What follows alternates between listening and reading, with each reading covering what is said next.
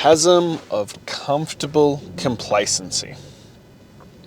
Now, this is an interesting concept, and one I've kind of touched on before, that part of the issue I see with our society, with what's going on in this world, with where we're at, with everything, is that basically society is too comfortable. We have reached a point where life is easy, relatively speaking. Like, it truly is an easier way of life. It is, we have all the necessary comforts that we need. We have unlimited technology and information at the tips of our fingertips. We have good housing, we have running water, we have an abundance of food. Like, we have all these kinds of things. We get by, that life is okay. And because it's comfortable enough, often we won't change. Often we will just accept a mediocrity of life, and a life that we don't like, a life we don't enjoy, a life that we don't want to live, because it's okay. And it's this weird paradox of, we'd be better off in a worse situation than just an okay situation. Because even though we're not happy, even though life is not the way we want it to be, or where we want it to be, or anything along those lines, it's okay. And it's okay enough that we aren't therefore willing to change.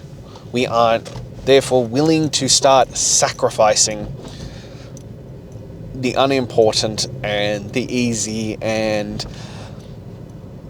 simple gratifications like dopamine chasing, but that don't actually serve us. We aren't willing to give those things up because, well, life's all right. It's not that bad. And we spoke about this with, Pain Island versus Paradise, that often it requires us to reach a point of so much pain before we'll actually do anything about it. And the issue with this is that, well, often it doesn't ever reach a point. And it's like the boiling of a frog. The slower the process, the slower encroachment on our happiness, on our satisfaction, on all of that, the more we just accept it. And it's been talked about in lots of things. It's encroachments on freedoms, on how we live our life, on what is an acceptable and what is a faux pas these days. A lot of the time comes down to how long the transition point was in that. How long did the push from that happen? Because if we go from 0 to 100 to mass discomfort and everything in our world is awful, we're going to kick up. We're going to stop and be like, this is unacceptable. And we'll fight back against it. But if it happens, 1 degree at a time, 1 moment at a time, one little bit, often we just get used to it. As weight loss and weight gain is often an easy way to look at it. It's not like you woke up one day and you were 15, 20, 25, 30 kilos overweight. No, it happened bit by bit, by bit, by bit, by bit. And you got used to it. Yeah, you weren't happy about it as it happened, but it just kind of gradually took place until one day you woke up and you're like, fuck, how did I get here? How did I become this man? And that's the problem with it. And the other side of it is, it happens in reverse too. That as we progress the other way, it's bit by bit by bit. And I found myself, as got to the end of phase 1 of 126, I was like, I'm really unhappy with where I'm at, that how long this has taken and all that kind of stuff. And then all of a sudden I was like, oh shit. No, I'm not as far down the line as I want to be, but fuck, I'm actually in really good shape. And I think this is the problem, this chasm of comfortability. That we, as I said, we reach these points where we're like, well, I will just continue to accept this because it's not that bad. And I think part of this is that we have to raise our motherfucking standards. We have to raise our standards on this. Tony Robbins talks about this, that we will fall to the level of our standards in life. So if the level of your standards aren't great, if your standard is just getting by, if your standard of parking is just, this is good enough, this is okay, I don't hate it, then that's where you will fall to. If your standards are chasing something incredible, of doing something incredible, pushing yourself to extreme levels, that you set a standard so high that it might be unattainable, but it doesn't deter you, you just keep pushing forward, then that pushes you out of that comfort zone. It pushes you past that point of going, no, this is not, that you have to go, this isn't acceptable, that I can be more, do more, live more, be a happier version of myself, and achieve more through that effort. And I think that's a really, really important thing. Like, I set my standards ridiculously high for 126 phase 1. And I had many people tell me that I was fucking crazy, that this was too harsh. And yet I reach the end of phase 1 and go, that was just about the standards that I'd set previously. It wasn't too harsh. If anything, it was probably not harsh enough. And now as I'm in phase 2, I'm going, all right, we truly have to elevate this game.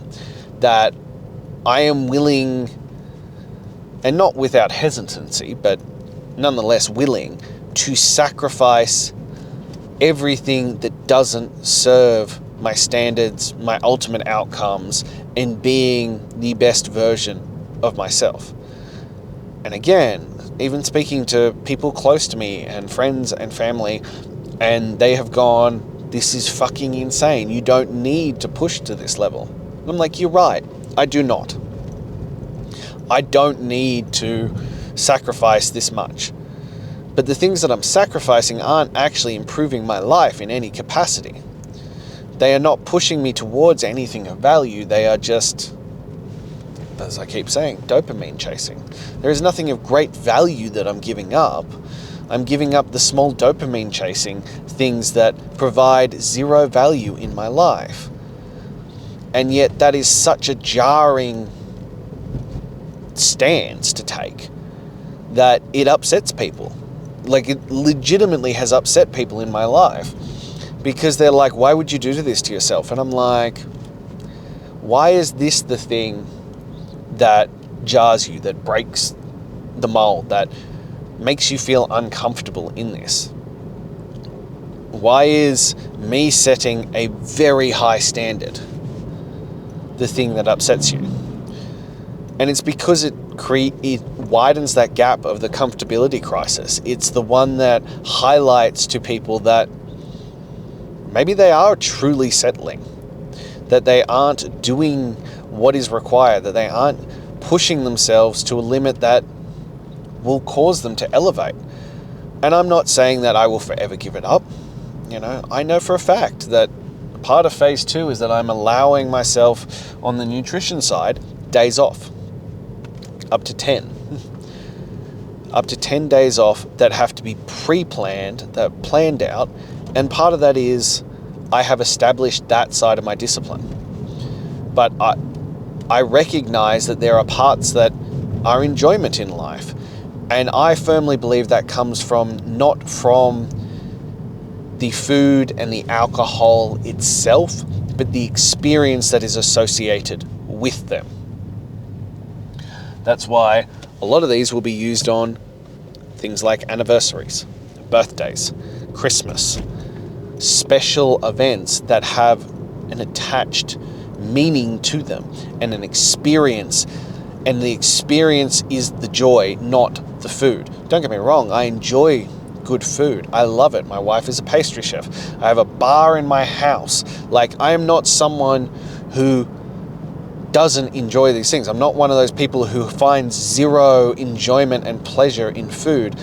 I am making a clear and conscious, definitive choice of what matters more to me.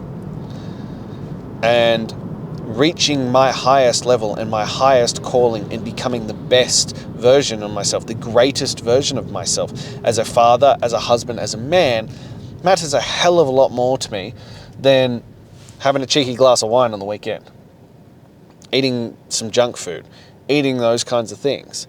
I am choosing what matters more to me. And I think this is the thing where, as I said to you, like, yeah, I stepped outside of my comfort zone to do phase 1. And it shook a lot of people, and they were like, I could never do what you're doing. And yet, in the reflection of it and the completion of it, I was like, this isn't even pushing the limits that hard. It's just outside the norm.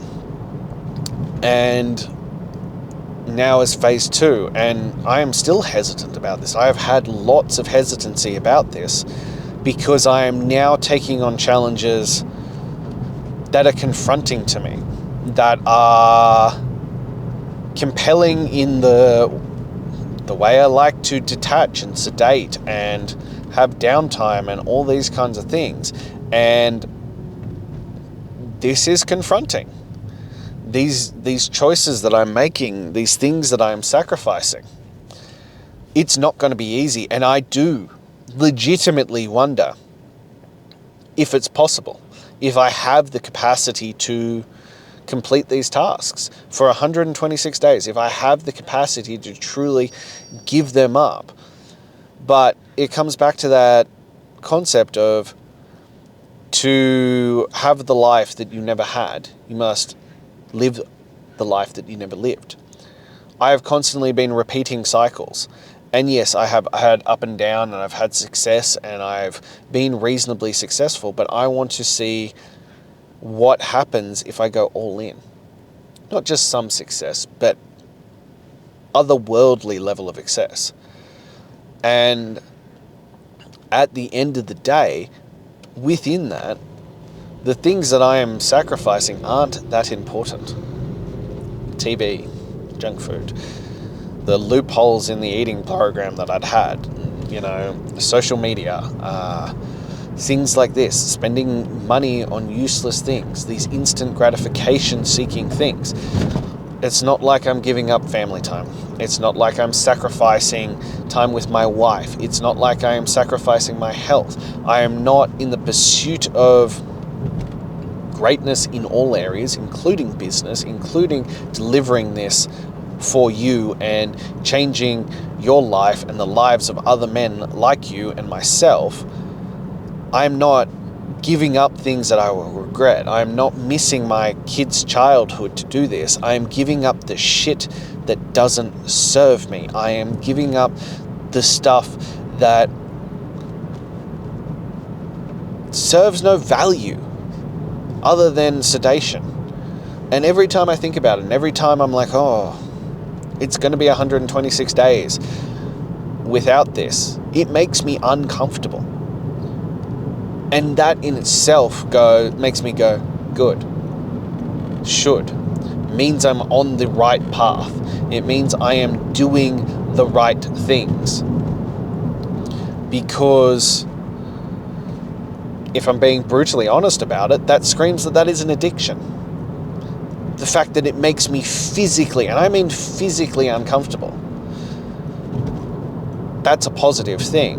And when I set out on this journey, I wanted to be honest and share the process and show you that I am in the trenches with this. But I also wanted to test my willpower. I wanted to test what I was truly capable of. And if I am not taking on tasks that are this confronting, they're just mildly difficult, am I really pushing myself? Am I really seeing what is possible? I don't think so. I don't think I'm testing the boundaries. I don't think I'm leading by example. I don't think I'm actually doing the work. And I think this is part of that growth stage of discovering what is actually of value. You know, as I said, they make me physically uncomfortable to even think about doing these things, but it's not delivering any value. It's not providing any growth or anything like this. And on the flip side, maybe I have been leaving a lot on the table. Maybe I have been greatly underserving my family, my wife, my community, all those that I help and teach. Maybe I have been playing small for too long. So there is only upside. There is gained willpower, there is gained breaking an addiction, there is gained time and benefit and pushing into new levels. And worst case scenario, I go 126 days without watching TV. Big fucking whoop.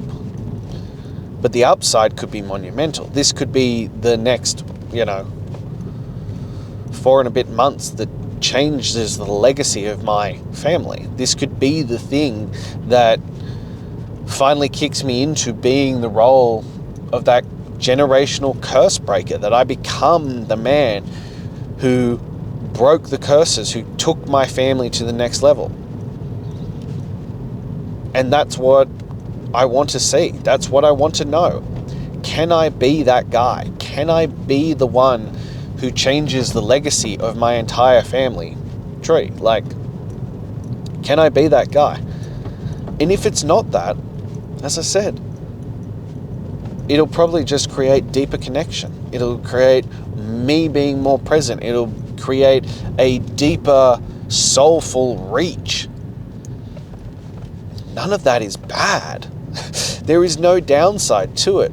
But we as a society are so stuck in this idea of we need to be comfortable, we need to be satisfied, we need to be happy and fulfilled in every moment. And yet the things that we are choosing to define happiness and fulfillment and satisfaction by aren't true satisfaction. They are dopamine. They are things that are actually creating more anxiety, more depression, more lack of connection.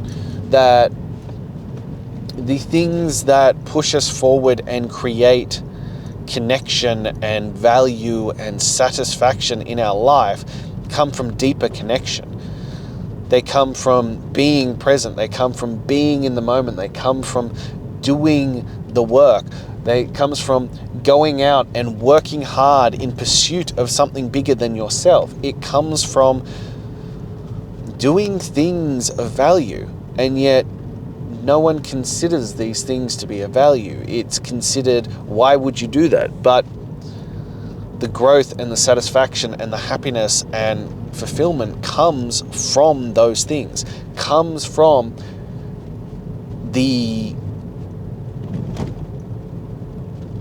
basically the work. And it's the thing that I struggle the most, and it's part of why I like doing these videos, is the ability to try and work through my own thought processes on this stuff. That the beauty of life comes from the effort. The joy and satisfaction comes from the effort. It comes from doing things that others won't. It comes from deliberately putting yourself into a situation, and multiple situations every single day that are difficult and that make you a better man.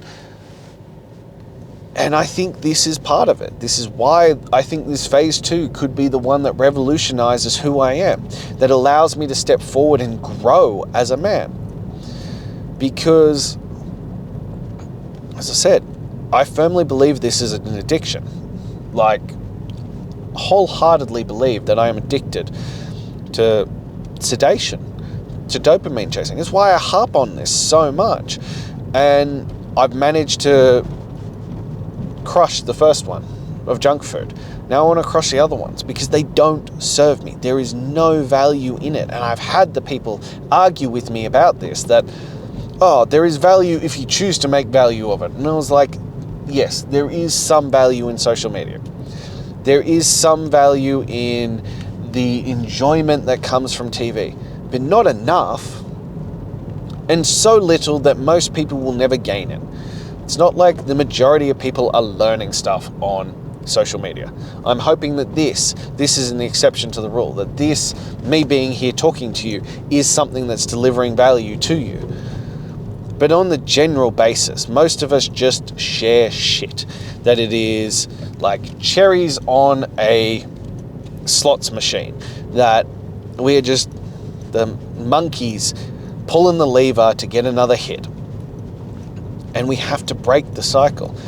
And I think this will be the greatest challenge of my life. And there are many aspects of this that I am taking on so much that it's confronting level of difficulty for me. But it comes back to the old thing. It's like, I heard this great quote from Joe Rogan, and he talks about building a mountain with paint. And every day you paint one stroke. And it's just one stroke of paint, bit by bit, until one day you have a mountain. And I was like, that's exactly what it is.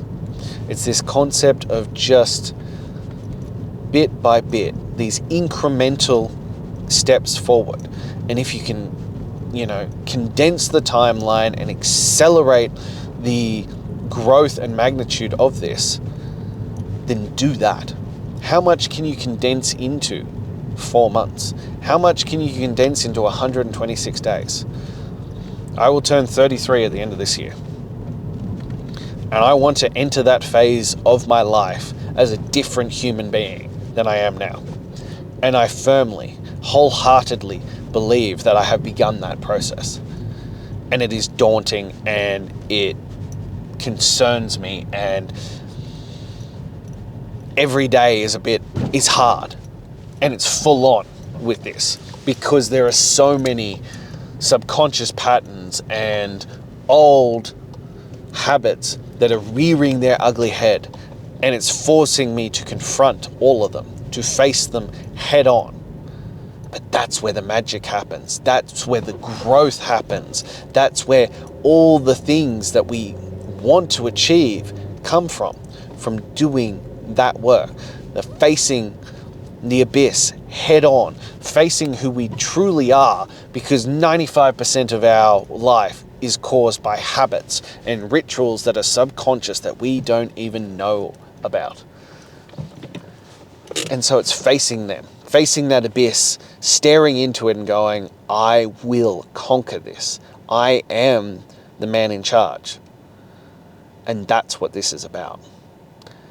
And I don't know where this ends up. I truly don't. But I think it's somewhere great.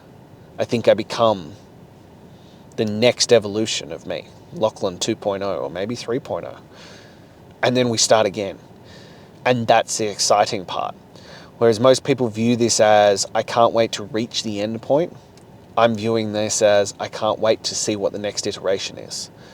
And then we build again and we see what we can challenge. But I know if I can handle this, then nothing else will faze me, because everything in comparison to what this is making me face is fucking nothing. It's a walk in the park. And that's why we do this. That's why we do 126 to greatness, because it makes the rest of life easy. So that is all I have for you today. I hope you enjoyed that. That was therapeutic for me, and I hope it helped you. And as I share these lessons, as I go through this process. So I ask standard platitudes. If you found something of value, if there was a nugget in here or the whole thing just blew your mind wide open, then I ask that you please like, comment, subscribe. Please join me on this journey. Please help me also spread this word. If you know someone who would benefit from this, who needs to hear this, I'm trying to create a movement, a greatness movement, where we help men achieve their greatest versions of themselves as husbands, fathers, and men. So please help me spread the word. Next, if you're ready to take the next step forward, please join the Daily Greatness Mail, and you will get daily advice on how to become the greatest version of yourself, and also where you will get early access to the membership site and all the other things that we are offering through this. Lastly, if you are ready to go all in, to sacrifice all the things that you do not serve you, to become the greatest version of yourself, to burn the motherfucking boats and see who you can be when you cut away the bullshit, then message me directly and let's throw you in the deep end. Until then.